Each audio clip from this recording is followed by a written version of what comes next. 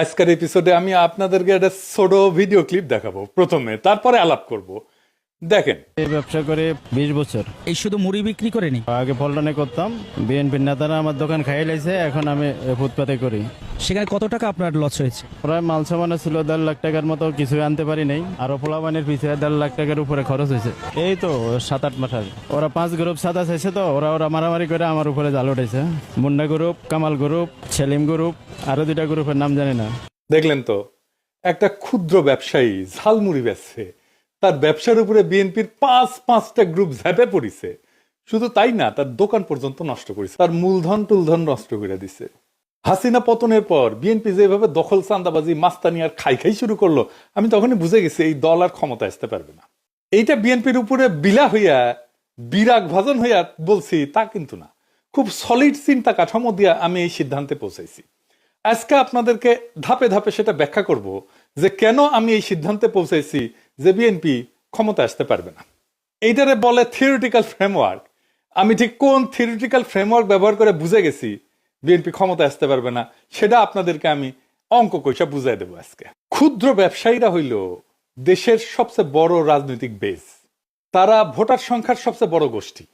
যেমন ধরেন ছোট দোকানদার, মুদিখানার দোকানদার, হকার, ছোট রেস্টুরেন্ট, পরিবহন শ্রমিক, বাজার ব্যবসায়ী, ফল বিক্রেতা, সবজি বিক্রেতা, এই সব মিলায় এদের সংখ্যা কয়েক কোটির সমান।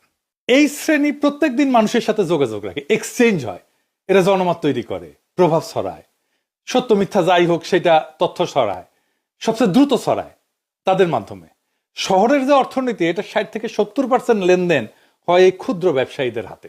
তাদের উপরে জুলুম মানে জনরায়ের মূল উৎসকে শত্রু বানানো। এটা মাইক্রো লেভেলের জুলুম, পত্রিকায় পাতায় আসবে না, খবর হবে না, কিন্তু ভেতরে ভেতরে ক্ষোভের আগুন ধিকি ধিকি জ্বলতে থাকবে।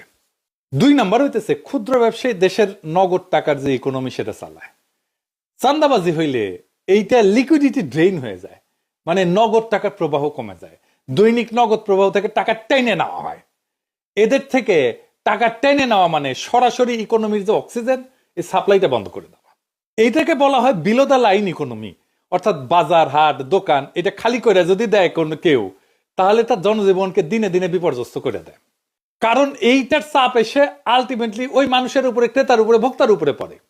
ভোক্তাকে তো এই টাকাটা দিতে হয়। মানে ঝালমুড়ি ব্যবসায়ীর কাছ থেকে বিএনপি যে চান্দাটা নিচ্ছে, সে চান্দার টাকা তো ঝালমুড়ি ব্যবসায়ী ঝালমুড়ির দামের উপরে রাখবে, তাই না? তাহলে ঝালমুড়ি আলটিমেটলি যে কিনবে, খাবে, তার ঝালমুড়ির দামটা বেড়ে যাবে। 3 নাম্বার হইতেছে ছোট ব্যবসায়ীর উপরে জুলুম একটা কালেকটিভ গ্রিভেন্স তৈরি করে। কৃষক শ্রমিকের যে ক্ষোভ, এটা ছড়াইতে সময়